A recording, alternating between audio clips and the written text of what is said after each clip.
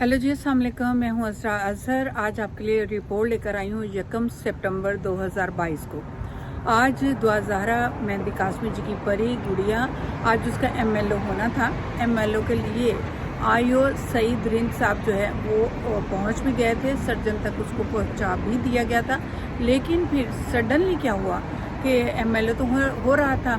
पहले तो सईद रिंद आईओ ने जो है बच्ची को बड़ी लेट कर दिया, लेके जाते जाते उन्होंने बहुत लेट पहुंचाया। अंदर क्या मकसद था ये वही जानते होंगे, या फिर उनके पीछे जो सहूलतकार हैं, या फिर उनके पीछे कोई गैंग का जो सरगना है वो जानता होगा। एमएलओ नहीं होने दिया गया आज, क्योंकि उन्होंने कहा जी अदालत ने ऑर्डर कर दिया है। अदालत ने ऑर्डर कर दिया, अभी तो ऑर्डर आया नहीं था। सईद रिंद को किसने बता दिया, लेकिन खैर उन्होंने फिर वेट किया और जब ऑर्डर उनको फ़ोटो कापी भेजा गया तो उन्होंने फ़ौरन जाके एमएलओ को रुकवाया, जिसपे ज़हीर शबीर और उनके सहूलतकार जितने भी थे उन्होंने बड़ी खुशियां मनाई कि जी आज एमएलओ नहीं हो रहा और बहुत जल्द हमारे ज़हीर शबीर भी जल्दी से रहा होकर वापस आ जाएंगे। ये उनकी खाम ख्याली थी, ये उनका ख्वाब था, ऐसा नहीं होगा। क्योंकि एमएलओ के लिए जबरान नासिर ने दोबारा से एप्लीकेशन पुट कर दी और 2 सितंबर को दोबारा उसकी हेयरिंग होगी और मंडे तक इस केस को निपटा दिया जाएगा इंशाल्लाह। उम्मीद करते हैं, वरना 14 सितंबर तक की डेट है।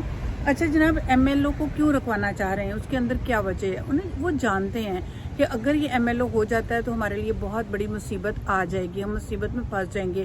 क्योंकि जो कुछ उस एमएलओ में निकलना है वो उनके लिए एक बहुत बड़ी मुसीबत से कम नहीं होगा। उसमें रेप केस में उनको फांसी की सज़ा भी हो सकती है।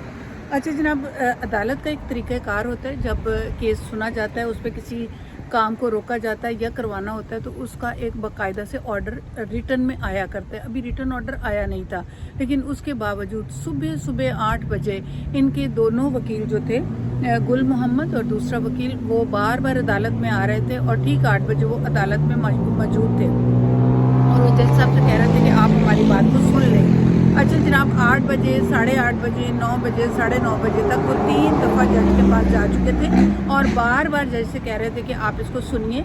और इसमें जो सलाहुद्दीन जज थे उन्होंने भी पूछा कि आपको क्या मसला है, क्यों आप मतलब ये बार बार बात कर रहे हैं। खैर बहरहाल वो कैसे जानते थे, जबकि एमएलओ के इस वाक़े को और वालिद के कंसेंट जो लिया गया था बच्ची के एमएलओ के लिए, ये जबरान नासिर या उन लोगों के अलावा और कोई नहीं जानता था।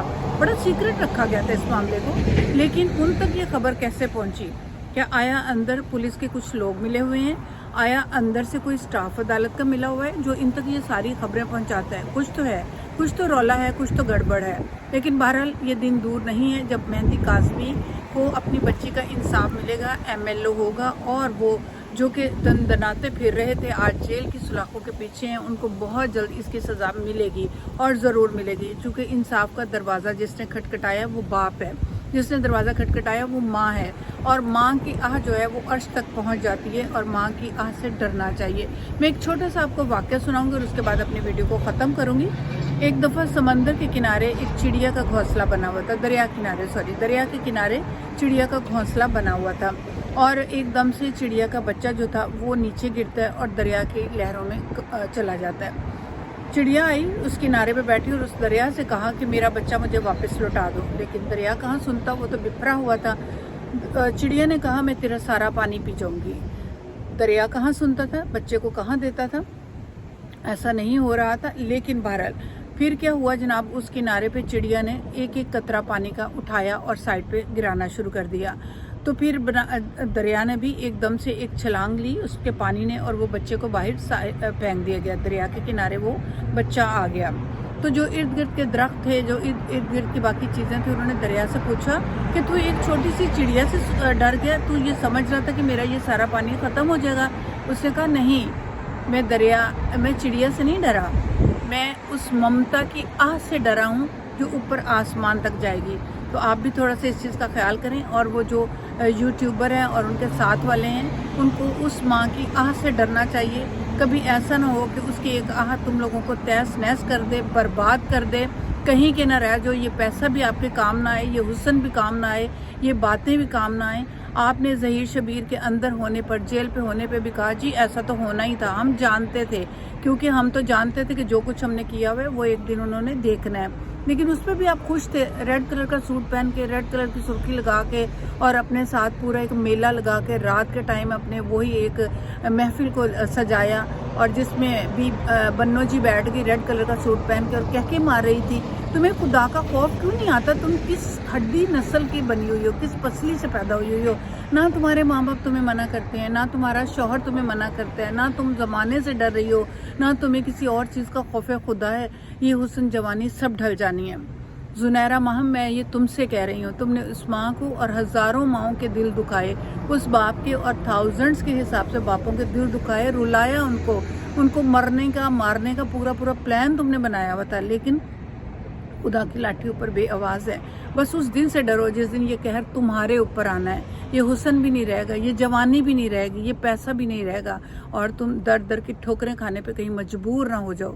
تو بس خدا کا خوف کرو اور ماں کی آہ سے بچو، اور انشاءاللہ جی MLO ہوگا، اور زنیرہ اپنے ماہم کے منہ کے اوپر یہ MLO کی رپورٹ ضرور آئے گی، نہیں بھی آئے گی تو انصاف کا دروازہ کھٹکھٹانے والے اپنا انصاف دے کے ہٹیں گے، اس عدالت سے نہیں، کسی اور عدالت سے صحیح، ورنہ خدا کی عدالت تو دور نہیں ہے۔